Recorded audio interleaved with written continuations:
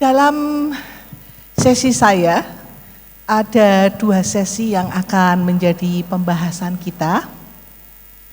Karena sebenarnya kalau kita ngomongin soal perempuan itu nggak ada habisnya ya. Diomongin dari sudut apapun tuh rasanya nggak pernah habis gitu, topik mengenai perempuan. Tetapi sesuai dengan tema kita akan membatasi pembicaraan kita tentang misi Allah dalam diri wanita. Ada 2 sorotan yang akan kita bahas, bagaimana kita diberi oleh Tuhan satu beban, satu peran. Yang pertama adalah sebagai penolong pria atau istri. Yang kedua sebagai ibu. Pembicaraan itu dibahas di dalam Kejadian 1 ayat 27 sampai 28, di mana dikatakan bahwa Allah menjadikan langit bumi dan segala isinya, lalu dijadikannya laki-laki dan perempuan. Nah, laki-laki dan perempuan itu seperti satu partner untuk bisa saling menopang. Kemudian ayat 28 firman-Nya berkata, beranak cuculah kamu dan penuhi bumi ini. Nah, Adam gak mungkin bisa punya anak tanpa seorang wanita. Dari situlah tersirat ada 2 misi Allah yang mulia dalam diri seorang perempuan, yaitu sebagai istri atau penolong dan sebagai ibu. Nah, masalahnya banyak sekali wanita-wanita yang diperlakukan begitu rendah. Seringkali juga kehilangan nilai. Mengapa begitu? Karena dunia dan kebanyakan kaum pria tidak pernah menghayati maksud Tuhan untuk apa wanita itu dijadikan oleh Tuhan. Barang sesuatu yang tidak dikenal dengan baik tujuan penciptanya, maka seringkali disalahgunakan. Ya. Kita tuh punya handphone mungkin ya. Seperti saya dikasih hadiah handphone, ini hanya tipe Samsung. Tapi banyak banget sebenarnya aplikasinya yang saya tidak bisa pakai. Karena saya tidak bermain Facebook, saya tidak bermain Twitter. Saya hanya memakai ini untuk kontak, janjian konseling, janjian undangan untuk acara. Jadi jarang banget saya menggunakannya untuk aplikasi-aplikasi itu. Nah, karena saya tidak begitu banyak menginginkan menggunakan dia lebih bermanfaat bagi saya, maka saya enggan untuk belajar ini fitur Samsung ini apa aja toh yang diberikan untuk saya. Saya malas belajar. Padahal saya lihat sebenarnya ada Samsung Internet, ada Note, ada apa-apa. Saya malas. Karena saya hanya memikirkan yang saya butuhkan. Nah, kira-kira pria dan kebanyakan dunia ini begitu dalam menilai wanita. Karena mereka tidak menghayati untuk apa seorang wanita dibangun oleh Allah, maka mereka sering menyalahgunakan itu. Yang paling menyedihkan adalah kalau sudah masuk ke dalam pernikahan dan para pria hanya berkata, pokoknya tauku semua beres. Wow. Saudara pernah baca Amsal 31 tentang peran wanita? Mungkin jadi makanan kita setiap kali kuping kita panas ya kalau lagi dikhotbahin Amsal 31 ayat 11 sampai 31. Saya sendiri membaca Amsal 31 itu saya berkata, adakah wanita sesempurna itu untuk melaksanakan semua peran yang harus dia lakukan? Jadi HRD di rumah tangga, jadi pekerja sosial, jadi petani, jadi peternak, jadi manajer, jadi depositor. Banyak sekali hal-hal yang dituntut dalam diri seorang wanita. Kalau seorang pria, seorang suami berkata, saya maunya semua beres. Wow, itu yang membuat frustasi seorang wanita. Apa yang disebut taunya semua beres? Apakah itu berarti bahwa uang belanja yang tidak seberapa ini, pokoknya taunya selalu ada makanan? Apakah itu berarti anak-anak yang butuh diantar jemput sekolah, ditemani itu, taunya semua tidak bermasalah? Apakah acara membersihkan rumah, seharusnya aku butuh seorang pembantu, karena badan ini capek sekali mengurus rumah tangga yang gak pernah ada habisnya, artinya tidak mau tahu? Apakah ketika cucian menumpuk dan butuh banyak waktu untuk merapikan rumah, merapikan cucian dan semua selalu ready, apakah tidak mau tahu? Nah, keadaan-keadaan itu membuat seorang wanita mencoba untuk bertahan dengan memberi, dan suatu hari puncak dari keadaan itu menjadi frustasi. Nah, mari kita sekarang kembali kepada misi Allah. Ya. Bagaimana menjadi penolong yang tangguh? Kejadian 2 ayat 18 mengatakan, Tuhan Allah berfirman, tidak baik kalau manusia itu seorang diri saja. Aku akan menjadikan penolong baginya yang sepadan dengan dia. Kata menjadikan itu bukan menciptakan dari yang tidak ada menjadi ada. Waktu Allah menciptakan Adam, Allah menarik dari dirinya satu roh kehidupan yang diberikan kepada tanah liat yang dibentuk tangan Allah, dan jadilah Adam. Tetapi perempuan diambil dari Adam. Allah menarik bagian dari Adam, sebagian tulang rusuknya dan dagingnya, dan dibentuklah seorang perempuan. Kata dijadikan itu Allah membangun seorang penolong untuk menjadi sahabat yang dibutuhkan oleh pria. Mari kita melihat bagaimana wanita itu dirancang bagi misi Allah. Perempuan itu adalah ciptaan Allah yang unik dan itu ide Allah sendiri. Bahkan mungkin Adam pun tidak pernah membayangkan kalau Allah memberikan seorang teman yang sepadan itu seperti apa, dia gak tahu. Karena selama ini hatinya tidak bisa dihibur dengan kehadiran binatang-binatang, kehadiran berbagai macam tumbuhan, berbagai macam unggas, berbagai macam ikan. Itu teman, tetapi dia tidak menemukan kepuasan. Jadi Adam tentu tidak pernah membayangkan bahwa Allah memiliki ide menciptakan, membangun seorang penolong itu dari dirinya yang dikembangkan oleh Allah. Karena itu diambil dari dirinya, maka bagian itu tidak mungkin dibenci oleh dirinya sendiri. Karena tidak ada orang yang membenci dirinya sendiri. Jadi kalau itu bagian dari dirinya, yang ada adalah bagian itu adalah bagian yang dikasihi dan menjadi tumpuan kasihnya. Sama seperti Allah menjadikan manusia, Allah membuat status bagi manusia itu sebagai satu pribadi yang Allah bisa melimpahkan kasih. Begitu juga wanita diciptakan untuk dikasihi oleh pria. Untuk menerima kasih itu. Karena dia adalah bagian yang diambil dari dirinya. Nah, ini yang sering kali dilewatkan oleh para suami.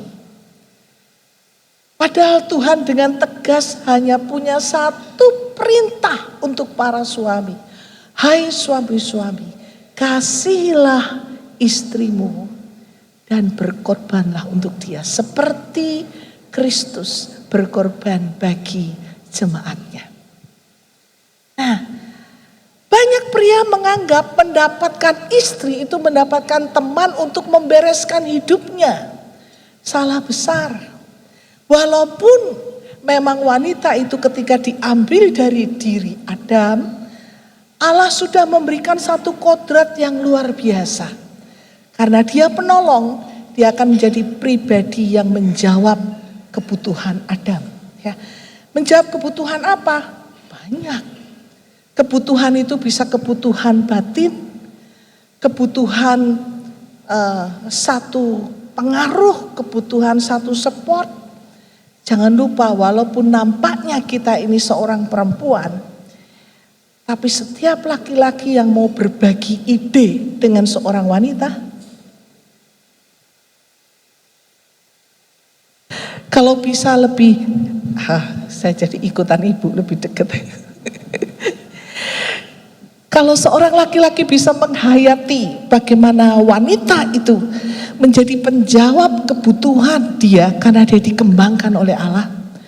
Kalau seorang pria atau seorang suami berani melemparkan ide kepada istrinya dan berkata, menurut kamu, bagaimana kalau aku memiliki pikiran seperti ini? Oh, saya yakin di tangan wanita Allah memberikan hikmat. Karena pada kodratnya Allah memberikan dia kemampuan untuk menolong. Amin. Tapi seringkali pria merasa mendapat saingan ketika dia mengambil seorang istri. Seorang pria justru merasa tidak nyaman karena dia menutup diri, tidak mau terlalu banyak ditolong. Sekali lagi karena mereka tidak menghayati misi Allah. Wanita itu cuma butuh satu saja dari suaminya, dikasihi, dan semua akan dia berikan penuh kepada suaminya. Amin ibu-ibu. Betul ya. Yang lain boleh gak dikasih, tapi ikatan kasih itu yang memberikan kekuatan. Nah, bahayanya adalah kalau seorang wanita menjadi terluka pada saat dia menjadi pribadi yang tidak mendapatkan apa yang menjadi kekuatan hidupnya untuk menolong, maka dia bisa menjadi jahat. Mungkin kita kaget ya, kalau wanita bisa menjadi jahat. Oh iya, dia bisa menjadi jahat kalau terjadi gejolak luka batinnya itu keluar. Kadang-kadang ketika dia begitu lelah dengan tidak dimengerti, maka reaksi yang keluar itu bisa menunjukkan betul-betul sebagai sosok perempuan yang dia tidak ingin menunjukkan kebaikan. Dia lelah harus terus-menerus menjadi pahlawan yang gagah bagi keluarganya. Dia capek menjadi istri yang baik karena tidak dipahami. Dia capek menjadi ibu ketika anak-anak tidak mendukung dan mengerti dia. Bahkan mungkin dia capek menjadi pelayan Tuhan yang baik. Dan kita terheran-heran, kita akan terheran-heran karena reaksi dari perempuan-perempuan yang hatinya terluka itu bereaksi sangat mengerikan. Bisa mempermalukan, bisa menyerang, bisa sengaja memporak-porandakan keadaan karena hatinya dipenuhi dengan kemarahan dan kebencian.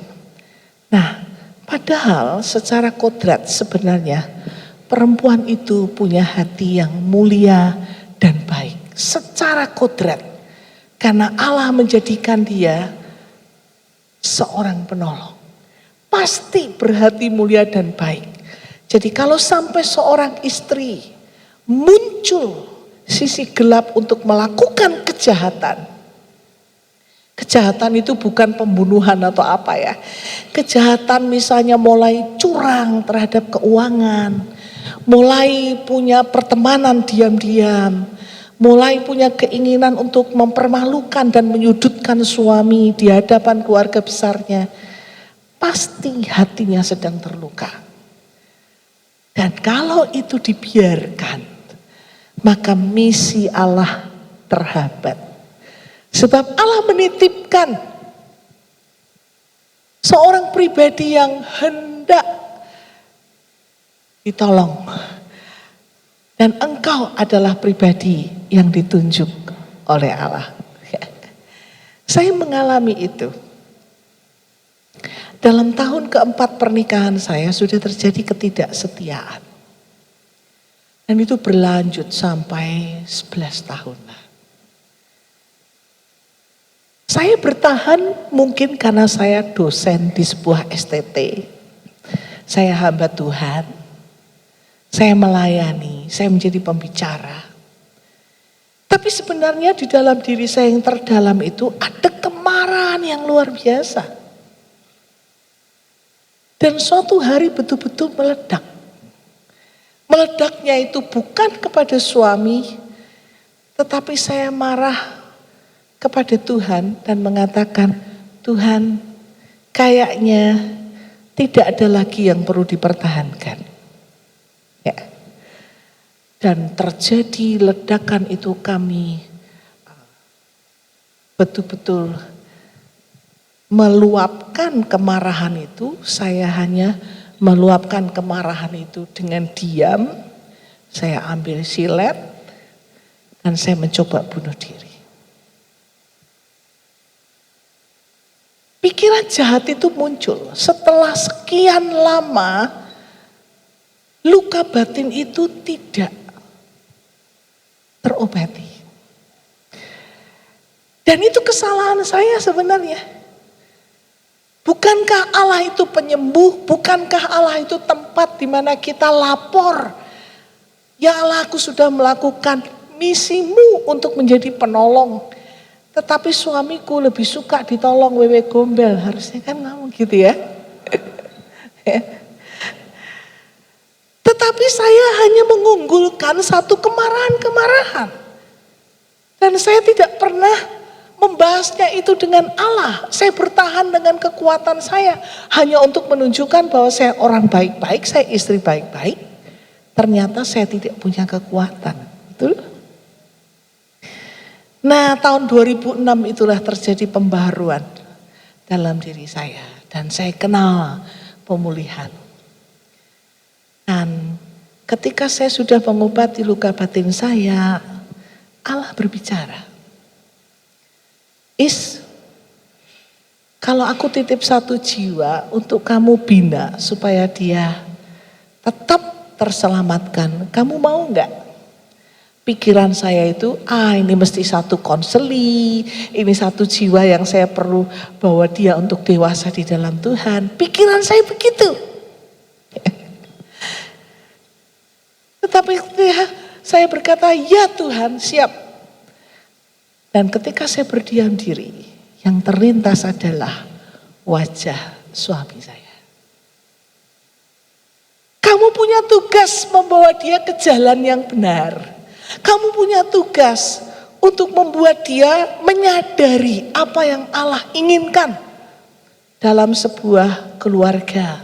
Peran yang harus dilakukan sebagai suami, sebagai ayah buat anak-anak. Wah, saya baru seperti tertemplak. Selama ini saya hanya menilai dia buruk, selama ini saya hanya melempar kemarahan, selama ini saya hanya menyimpan kepahitan, dan tidak pernah dalam hati saya berpikiran menjadi alatnya Tuhan, penyampai misi Allah untuk menolong dia. Bisa menangkap maksud saya? Dan saya bergumul secara intensif, membina dia, mulai lagi bersama-sama sharing, terbuka, berbicara, mendoakan dia, pengakuan, mengampuni. Berjalan kira-kira sampai 4 tahun. baru dia bisa sejalan dengan saya. Itu sebabnya sejak tahun 2010 kami berdua melayani di tempat yang sama. Dulunya nggak bisa. Ya. Nah, apakah engkau sekarang ini sedang berada dalam posisi itu? Merasa frustasi karena tidak bisa menjadi penolong yang baik, penolong yang seperti Tuhan mau. Belum terlambat.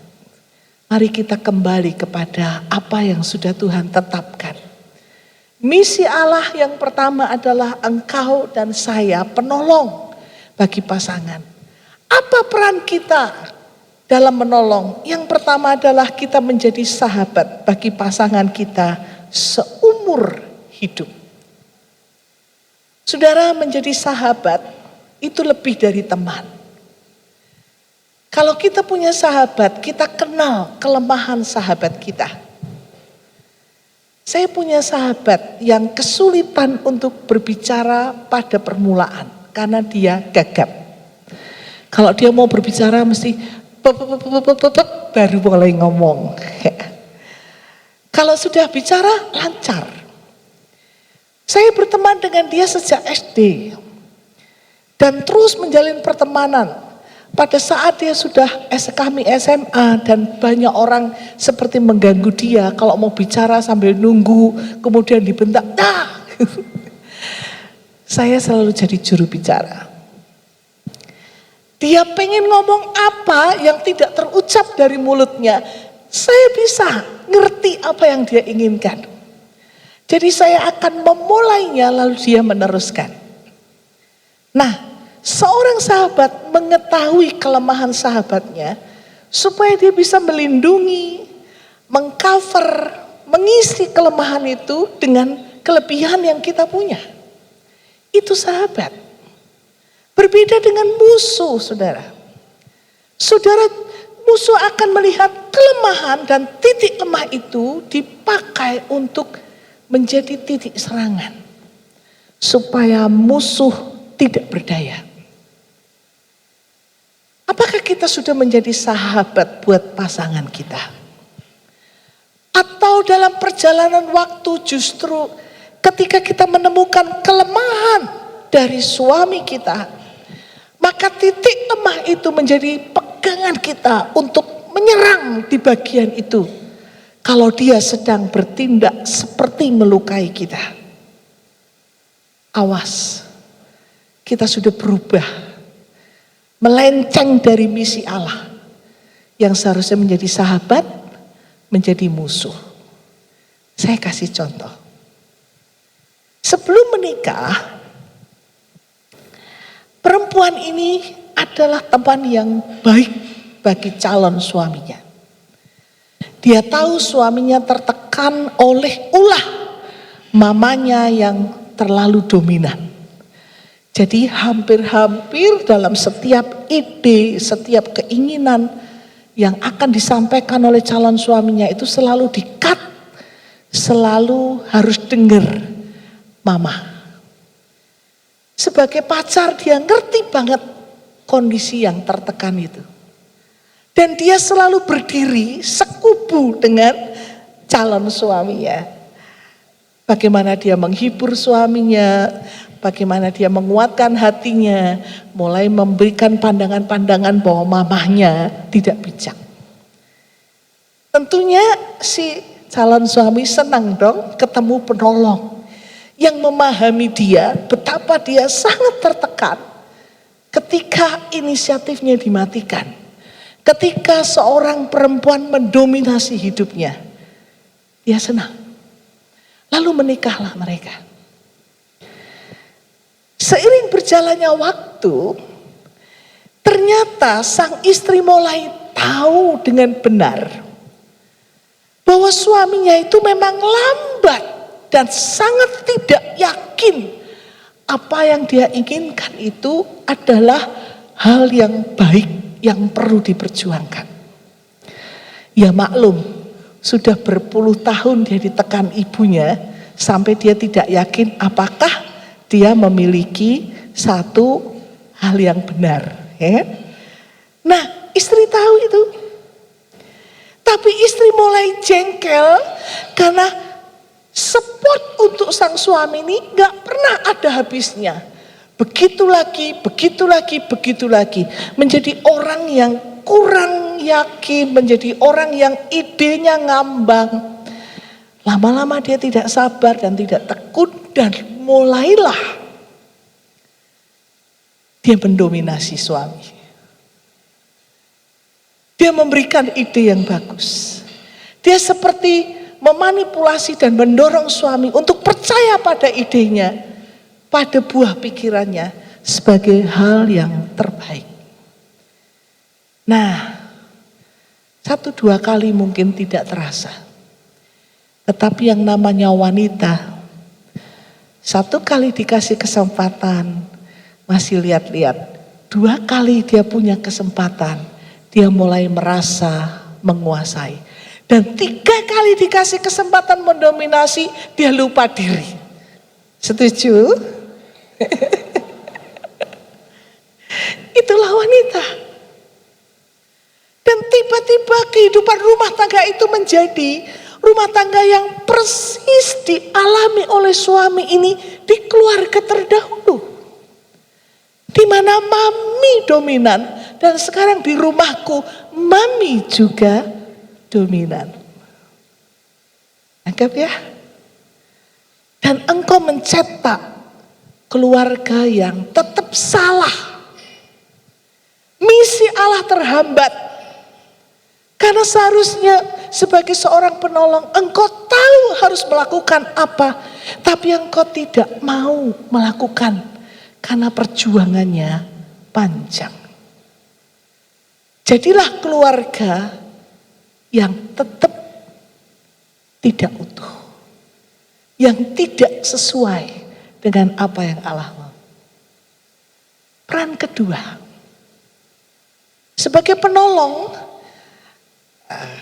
kalau tadi Allah membentuk pasangan itu, karena itu diambil dari tulang rusuk Adam. Yang kedua adalah Adam melihat hanya dia yang bisa mengutuhkan dirinya. Dia bangun dari tidurnya dan melihat satu sosok makhluk Tuhan yang berbeda dengan makhluk yang sudah ada. Bahkan di dalam dirinya begitu bangun tidur, dia sudah langsung tahu bahwa dia diambil dari saya. Itu sebabnya dia berkata, ini dia tulang dari tulangku dan daging dari dagingku. Maka namamu adalah perempuan. Laki-laki itu dalam bahasa Ibrani-nya is. Karena engkau diambil dari tulangku. Karena engkau diambil dari dagingku. Karena engkau berasal dari is. Maka namamu adalah Ishak. Diambil dari laki-laki. Perempuan. Itu sebabnya tugas dari seorang penolong yang dibangun oleh Tuhan itu. Punya tugas mengutuhkan diri pasangannya. Allah menciptakan kondisi di mana istri itu membuat seorang suami menjadi utuh. Dan istri itu menjadi terlindung dalam perlindungan kasih suaminya. Posisi yang Tuhan berikan bagi seorang istri adalah ruang batin bagi suaminya. Ruang batin bagi suaminya. Nah, biasanya Bapak Ibu, awal-awal lagi pacaran, wah, perempuan itu memang membuat laki-laki terpesona. Karena membuka hati untuk bisa ngerti banget. Gitu ya. Membuka diri untuk bisa memahami pria banget. Ya. Sepertinya seorang pria menemukan ruang batin dalam diri calon istrinya. Itu sebabnya dia berani meninggalkan ayahnya dan ibunya dan menikahi orang yang dia kira bisa menjadi ruang batin bagi hidupnya. Saya memberikan contoh bagaimana keadaan itu berubah. Saya adalah anak tertolak. Orang tua saya tidak menghendaki saya dilahirkan perempuan. Itu sebabnya papi tidak terlalu banyak mau bicara dengan saya. Mami saya benar-benar tuh istri yang letterlah firman Tuhan. Taat dan tunduk kepada suami. Jadi dia ikut-ikutan menyikapi saya dengan mengabaikan saya, menolak saya. Banyak banget hal-hal yang sebenarnya saya butuhkan untuk menjadi fasilitas. Tapi itu tidak pernah tercapai dan tidak dipenuhi oleh mereka berdua. Karena mereka memang menolak saya. Sebagai anak tertolak, saya berkata kalau saya terus-terusan begini, bagaimana nasib saya? Jadi saya berjuang untuk bisa mencapai cita-cita saya, termasuk waktu saya kuliah di Sati. Teman-teman bisa istirahat, saya kasih makan domba-dombanya Sati. Saya bantu admin ngetik di kantor. Saya ngepel kapel. Supaya saya bisa dapat ongkos untuk bayar uang asrama kepada Om Lim waktu itu. Saya kepingin bisa menjadi sesuatu. Dan saya harus berjuang karena orang tua saya tidak peduli dengan saya. Saya jadi mandiri. Suami saya juga begitu. Dia anak terakhir yang diabaikan oleh orang tuanya.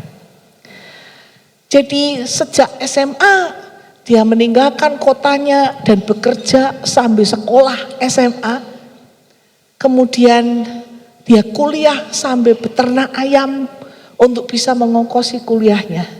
Kami berdua orang-orang yang tertolak, diabaikan dan mandiri. Itu sebabnya cocok, lalu menikahlah kami. Kelihatannya bagus ya?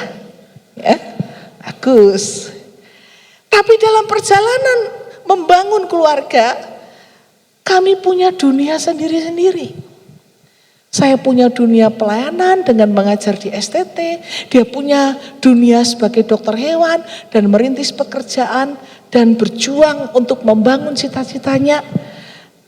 Kami sharing, kami berbagi, tetapi hanya sekedar toleransi.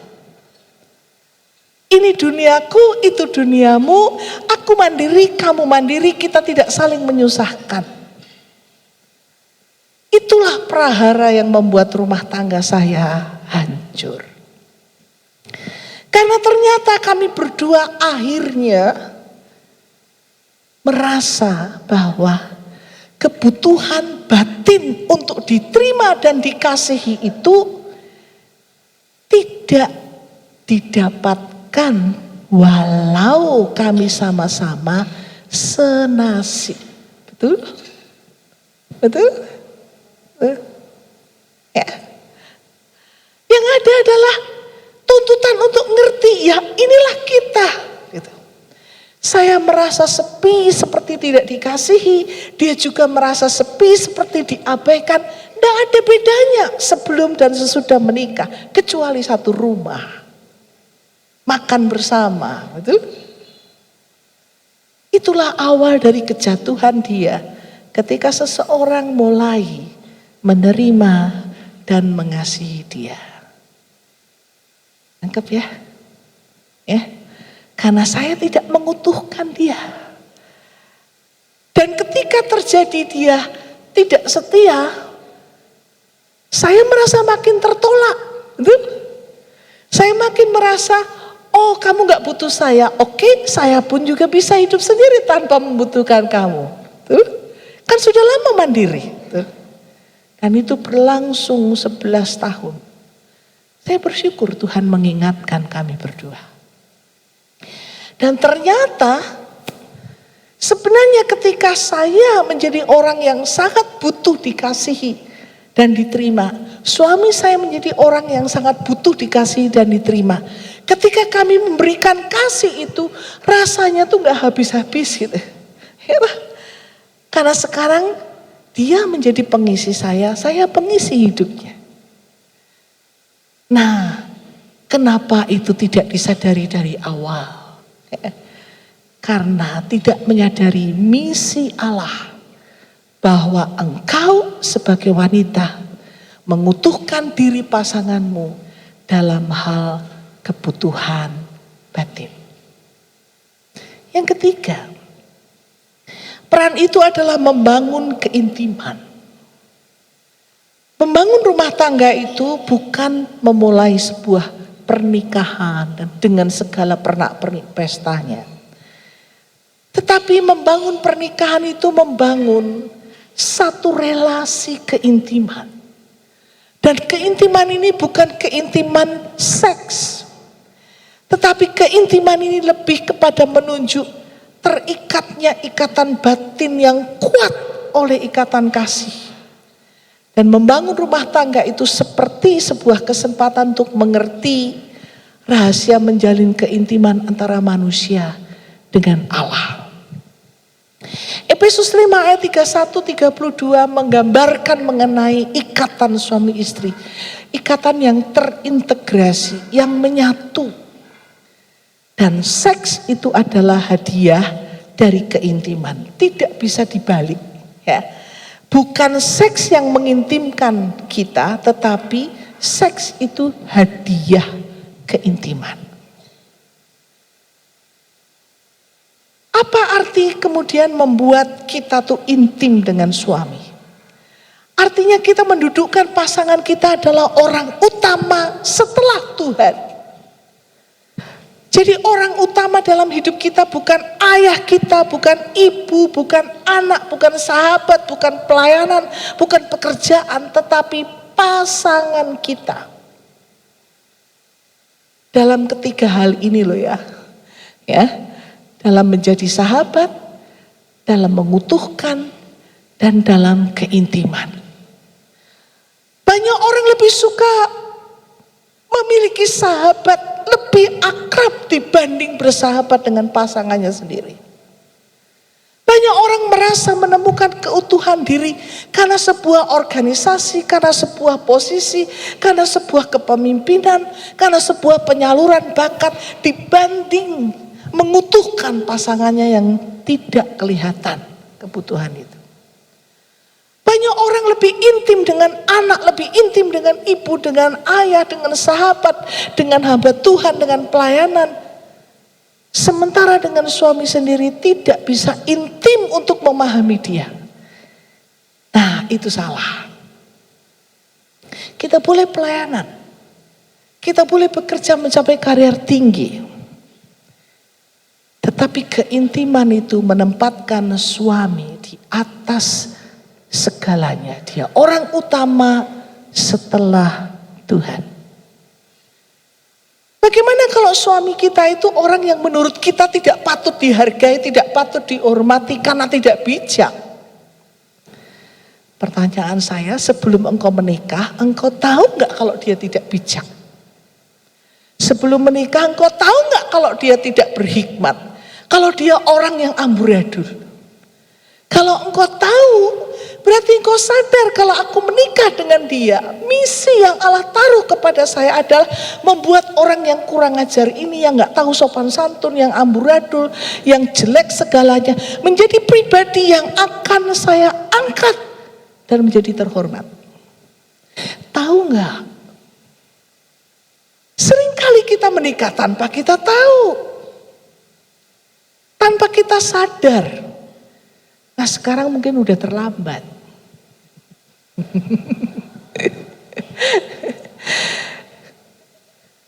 Hai istri-istri, kalau waktu itu bisa diputar kembali,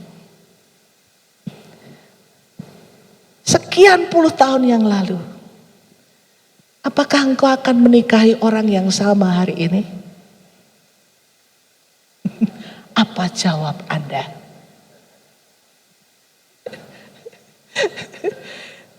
Hah?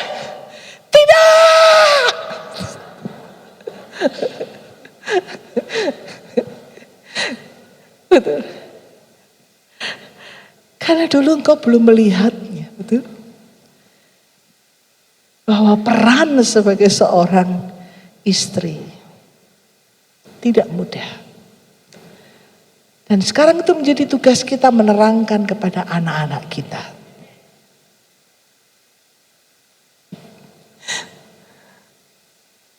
Anak saya yang paling kecil belum menikah. Dan dia berkata, "Mam, kalau aku memilih tidak menikah, Mami ngebolehin gak?" Wah, itu pilihan kamu. Kalau boleh tahu kenapa kamu tidak ingin menikah? Ribet.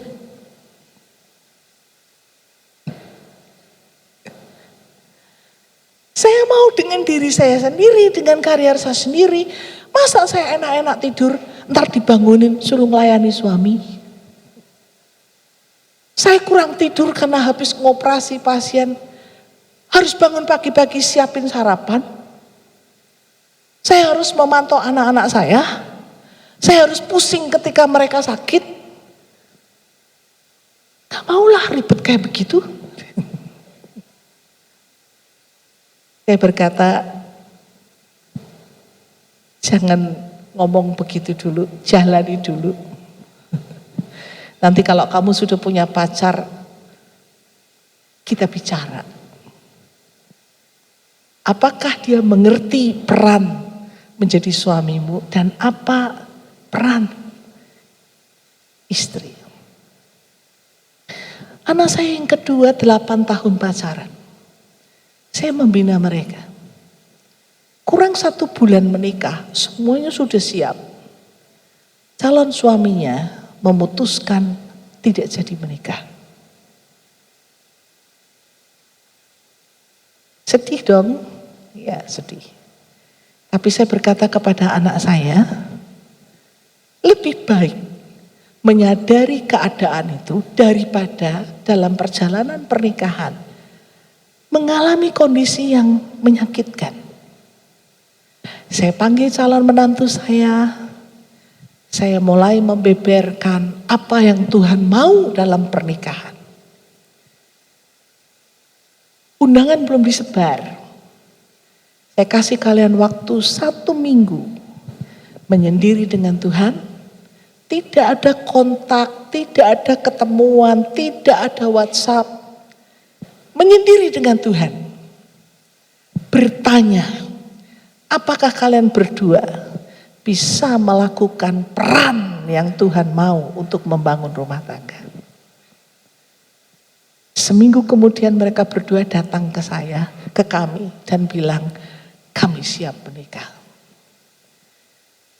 Wah, itu satu keadaan yang membuat saya antara was-was dan antara lega. Karena istri saya, anak saya itu dokter umum. Dan saya berkata kepada dia, kalau dia lagi jaga di ICU, kamu bisa semalaman di rumah sendirian dan momong bayimu. Mau seperti apa bentuk rumah tangga itu? Dan dia mulai siap dan berkata ya. Dan akhirnya mereka menikah hari ini. Kalau melihat mereka berdua, suaminya lebih telaten membesarkan anak-anak karena anak saya sering tugas di rumah sakit. Nah, sebenarnya kalau kita memasuki satu rumah tangga dengan menyadari misi Allah, segala hal bisa diatasi walaupun ada badai yang menyerang. Betul? Kita tidak bisa mengatakan bahwa semua rumah tangga akan berjalan dengan baik. Karena membangun sebuah rumah tangga itu bukan identik dengan menikah. Tetapi membangun rumah tangga itu seperti menyusun satu bata demi satu bata menjadi satu bangunan yang kokoh di mana pilar-pilarnya adalah Tuhan sendiri. Kalau bukan Tuhan yang membangun rumah, sia-sialah segala pekerjaan tukang akan dia. Nah, jadi perlu menyertakan Tuhan ketika membangun sebuah rumah tangga, dalam rumah tangga selalu ada saatnya diserang oleh badai. Dan badai rumah tangga itu ada dua macam. Yang berasal dari dalam, yaitu konflik antara suami istri. Dan badai yang datang dari luar. Karena ada konflik dengan orang-orang di luar rumah tangga kita. Itu bisa ipar, mertua, teman, dan sebagainya. Nah, karena konteks kita tuh sedang membicarakan misi Allah dalam diri seorang wanita, maka saya hanya akan membahas badai yang menyerang yang berasal dari dalam. Apa saja bentuk badai itu, saudara? Yang pertama, badai yang paling menyakitkan adalah ketika kita mendapati bahwa suami kita tidak memiliki keindahan batin seperti yang kita harapkan pada saat kita mengenal dia. Kebutuhan batin setiap orang itu tidak pernah bisa dipenuhi secara penuh oleh keluarga kita. Dan bagian-bagian yang tidak terpenuhi itu pada saat kita pacaran, pada saat kita menjalin hubungan dengan pasangan kita, sepertinya kita menemukan kebutuhan batin itu di dalam dia. Itu sebabnya kita mau menikah dan mau mengarungi rumah tangga yang kita tidak tahu akan jadi apa. Lalu kita menjalin ikatan yang makin erat dan akhirnya menikah. Namun setelah kita menikah, sehari 24 jam bersama dengan dia, seminggu 7 hari. Tidak ada yang tidak terbuka dan tidak ada yang tersembunyi lagi. Disitulah baru kita tahu bahwa ada hal-hal yang tidak bisa kita harapkan. Tapi juga ada hal-hal yang tidak kita harapkan, ternyata dia punya. Ketika makin mengenal dia, kita tahu kebaikan hatinya, ketulusan hatinya. Tapi juga kadang ketika makin mengenal dia, kita tahu ada keadaan yang mengecewakan kita. Orang Jawa kalau mengutarakan kekesalan hatinya karena kecewa, ada istilah yang cantik, namanya jebule. Orang Jawa tahu itu jebule.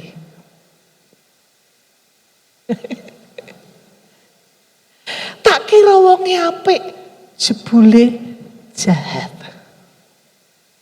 Bahasa Indonesianya ternyata, oh ternyata. Aku kira dia sabar. Ternyata, kalau udah ternyata itu belakangnya mesti jelek. Tuh, ya. Itu sebabnya ada satu rubrik yang pernah nge-trend majalah apa ya. Ternyata, oh ternyata. Ternyata suami tidak memiliki keindahan batin. Saya berikan contoh. Saya punya satu konseli. Dia dibesarkan di tengah keluarga yang ayahnya seorang yang kasar, ngomong kotor, suka memaki, pemabuk pula. Jadi dari kecil sampai kemudian dia dewasa, kalau mendengar kata-kata yang kotor keluar dari papanya waktu dia mabuk, mamanya mendoktrin dia. Jangan dimasukkan di pikiran, jangan dimasukkan di hati. Semua kata-kata itu kata-kata yang keluar dalam kondisi tidak sadar. Mabuk. Padahal kata-kata itu menyakitkan banget. Kata-kata yang menjatuhkan nilai dirinya, kata-kata hujatan, makian, itu menyakitkan. Tapi dia harus berkata, ini orang yang tidak sadar ngomong. Jadi dia bersumpah dia tidak mau punya suami seorang pemabuk. Dan dia ketemu calon suami yang tidak mabuk. Yang selama pacaran baik, sopan. Tapi ternyata setelah menikah, pada saat dia memberikan pelayanan yang tidak memuaskan, atau kondisi rumah tangga ada yang tidak beres, maka ternyata dia dapati suaminya seorang yang sangat emosional. Yang dalam kondisi emosional bisa marah, memaki, menghujat. Dan itu menyakitkan dia karena dia memaki, berkata kasar, bukan dalam keadaan mabuk. Itu lebih menyakitkan dari kondisi pada saat dia hidup di tengah keluarganya. Nah, pada saat dia menemukan bahwa suaminya tidak memiliki keindahan batin seperti yang dia harapkan sebelum menikah, maka langsung hatinya menjadi beku. Istilahnya nge-freeze. Masukkan freezer itu, nge-freeze. Jadi beku.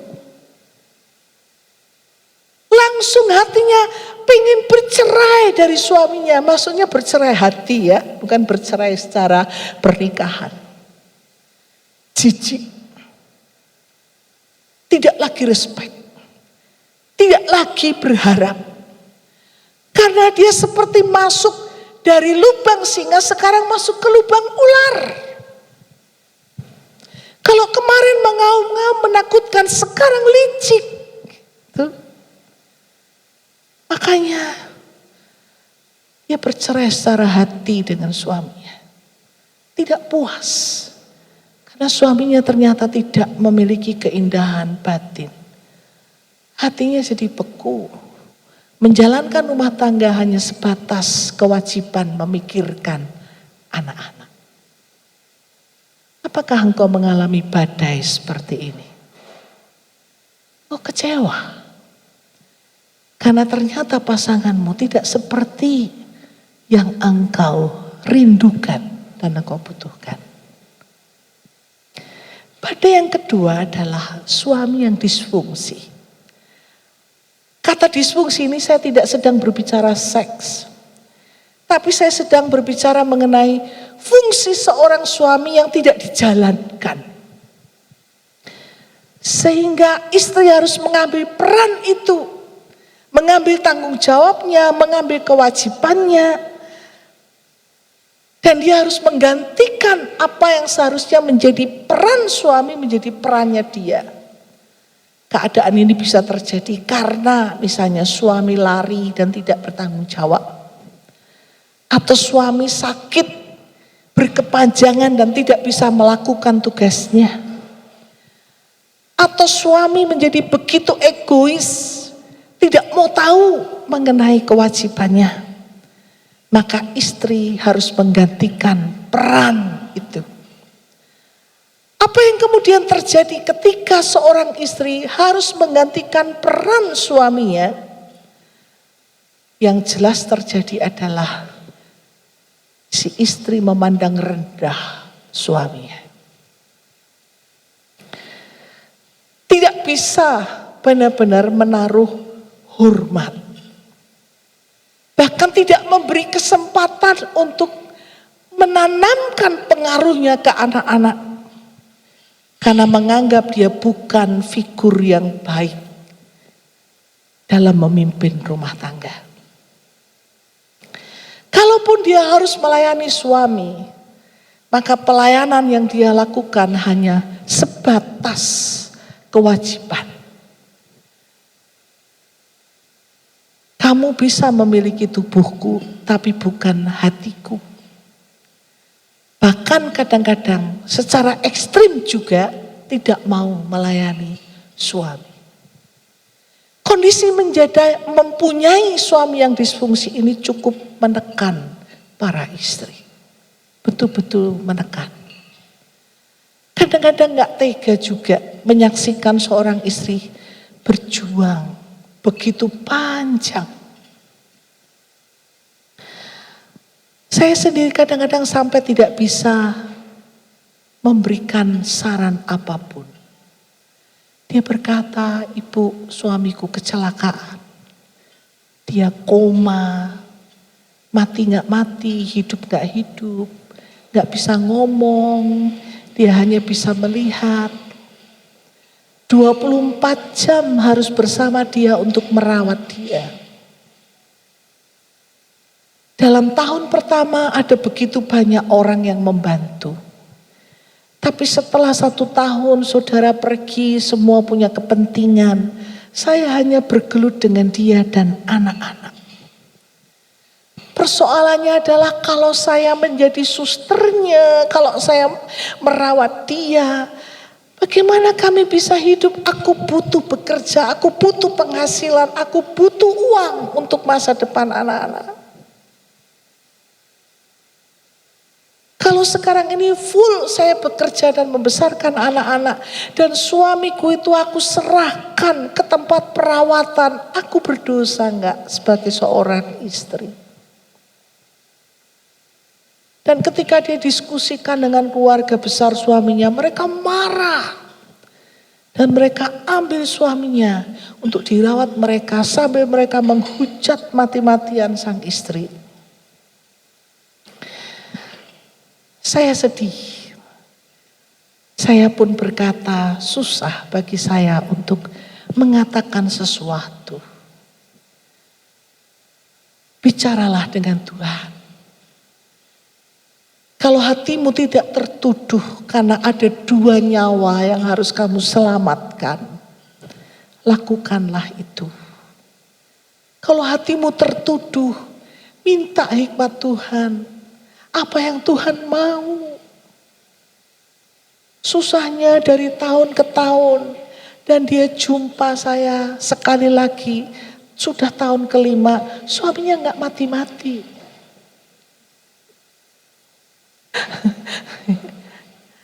Dan menyedot banyak ongkos. Dia harus kerja mati-matian. Dan dia masih di posisi yang dihujat. Nah, memiliki suami yang disfungsi itu satu tekanan yang berat buat seorang wanita. Sebab itu perlu hikmat Tuhan. Perlu bicara kepada Allah yang menetapkan misi buat kita. Yang ketiga, badai itu menyerang kalau terjadi ketidaksetiaan pernikahan. Ini hal yang paling sering terjadi dalam sebuah rumah tangga. Ketika terjadi ketidaksetiaan pernikahan itu menyebabkan istri merasa tertolak, merasa nilai dirinya rendah. Wah, aku dibandingke, gitu ya. Kalau wanita yang merebut hati suaminya itu lebih rendah. Loh, aku ini loh, hargaku kok lebih rendah dari seorang titik. Gitu ya. Kalau suamimu dapat orang yang tinggi, high class, artis, lah aku loh kok dibandingin orang setinggi dia, pokoknya apapun salah gitu. Ya. Karena kita menjadi orang yang tertolak, merasa nilai diri kita rendah dan mulai ada kepahitan. Kalau terjadi ketidaksetiaan pernikahan, pikiran yang sering kali muncul adalah mengharapkan perceraian. Karena sebagai orang Kristiani tidak boleh bercerai, maka yang terjadi adalah tidak lagi peduli apa yang dilakukan suaminya. Saya membina satu istri yang sampai hari ini sudah tahun ke-4. Suaminya pergi 2 tahun dengan perempuan lain, balik cuma sebulan, hilang lagi. Lalu sekarang ini balik, tetapi hanya balik jam 9 malam sampai jam 2 pagi. Dan balik lagi ke sana lagi. Sampai sudah gak tahu lagi harus bersikap apa. Dalam kondisi frustasi itu dia berkata begini. Ketika temannya komentar, kamu gak sakit hati toh suamimu diambil orang. Boro-boro diambil orang, diambil Tuhan pun aku rela.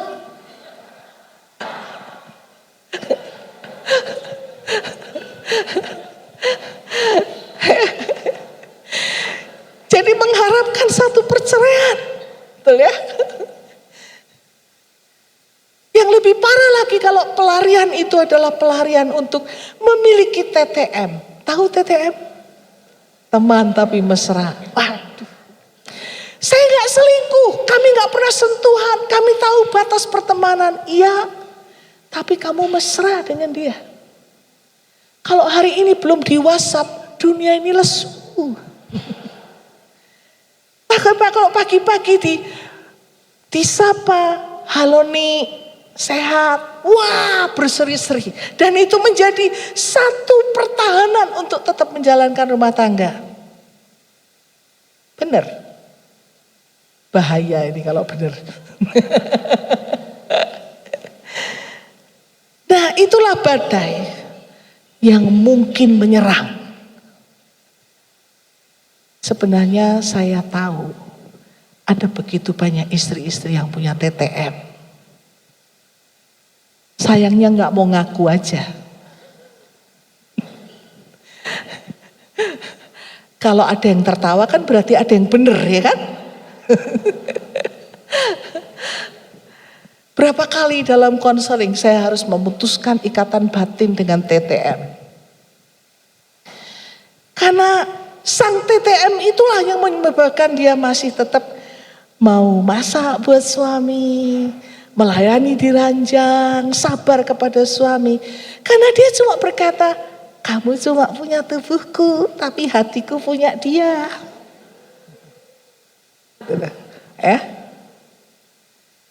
Dan itu bukan hal yang benar di hadapan Tuhan. Jadi bagaimana sekarang ketika misi Allah itu terhambat oleh karena kita tidak menghayati peran atau ada badai yang menyerang? Jawabannya satu, kita harus menjadi tangguh karena Tuhan. Bagaimana menjadi tangguh karena Tuhan? Yang pertama yang perlu kita lakukan adalah kita jujur. Seringkali kita tidak jujur pada Tuhan. Jujurlah di hadapan Tuhan, ada pengakuan bahwa saya mengalami luka batin. Baik sudah menumpuk dari keluarga asal ditambah dengan pernikahan ini. Mengaku. Dengan mengaku kita seperti mengatakan kepada diri kita bahwa aku punya masalah, aku punya kekurangan dan aku butuh Engkau. Kebanyakan mereka yang tidak mau mengaku itu tidak benar-benar membutuhkan Tuhan. Yang kedua, alamilah pemulihan diri. Sehingga kita dapat mengatasi kesakitan. Kita menemukan kebutuhan batin yang tidak kita dapatkan dari pasangan itu, kita dapat dari Allah. Berhentilah untuk menghakimi suamimu. Berhentilah untuk menguasai dia dengan pengaruh-pengaruh yang buruk. Dan gantilah itu dengan kuasa pengaruh positif. Kita mengingat kembali misi Allah yang diletakkan pada kita. Nampaknya itu sulit, tapi Tuhan berada bersama kita. Tetaplah menjadi istri seperti yang Tuhan mau walaupun susah payah. Bagaimana untuk bisa menjadi kuat? Berhentilah untuk marah.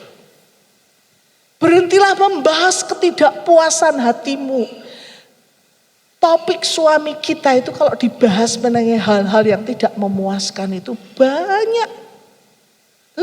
Sebanyak bintang yang bertaburan, betul ya. Tetapi itu akan hilang hanya karena munculnya matahari, hanya karena kebaikan yang kita lihat, betul? Ya.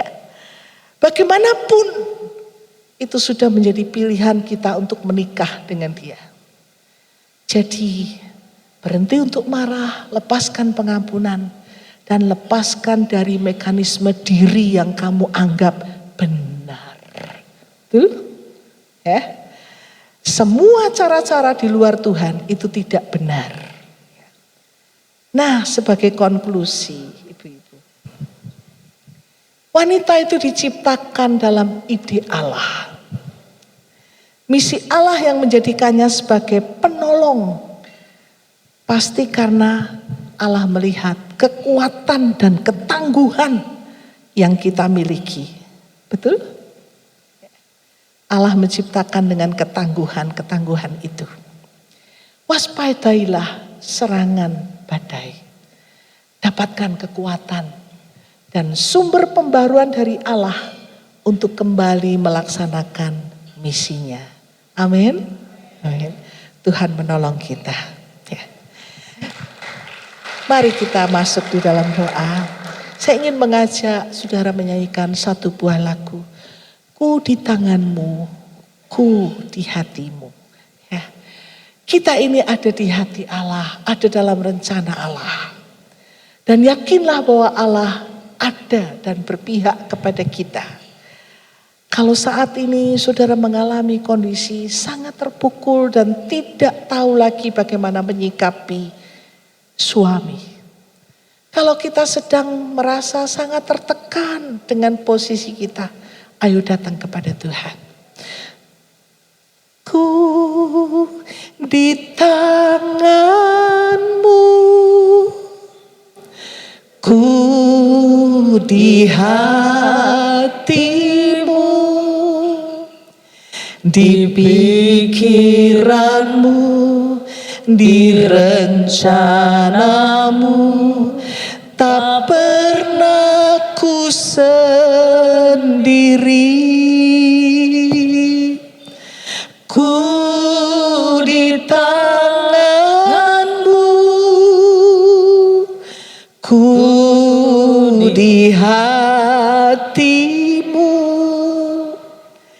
di pikiranmu, di rencanamu, tak pernah ditinggalkan. Bapa, kami mengakui, haleluya, ketika Engkau menciptakan kami sebagai wanita, itu satu kondisi yang mulia dan berharga di mata-Mu Tuhan. Hanya orang-orang khusus yang Kau jadikan menjadi seorang wanita. Kalau saat ini Tuhan, Engkau menaruh misi Allah di dalam diri kami. Kami tahu ada begitu banyak hambatan, bahkan serangan untuk membuat misi Allah itu gagal.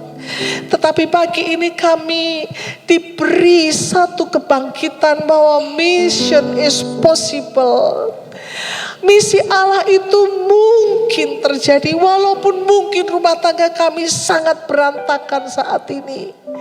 Atau konflik dalam suami istri itu sangat mengkhawatirkan saat ini. Tapi mission is possible. Misi Allah itu mungkin dilaksanakan dan mungkin terjadi bagi hidup kami.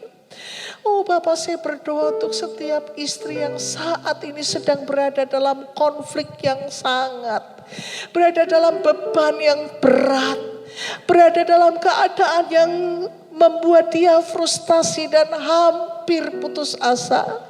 Jamah ya Yesus, jamah, jamah. Biar kasih dari Bapa itu mengalir, menyembuhkan. Membuat dia aman di dalam pelukan-Mu. Bahwa dia bisa menikmati Engkau ya Allah. Kembali kepada sumber penciptanya. Di mana dia bisa menyerap kekuatan-Mu kembali untuk melaksanakan kerinduan dan rancangan-Mu. Hamba berdoa Engkau memberikan kekuatan, Engkau angkat beban itu dan memberikan jalan keluar. Engkau memberikan kekuatan batiniah yang luar biasa. Terima kasih Tuhan. Terima kasih untuk apa yang kami dengar pagi ini. Kami bersyukur atas pertolongan. Dan berkati setiap kami yang sudah mendengarnya. Dan di dalam nama Tuhan kami Yesus Kristus, kami memohonkan pertolongan Tuhan. Amin. Amin. Saya serahkan kepada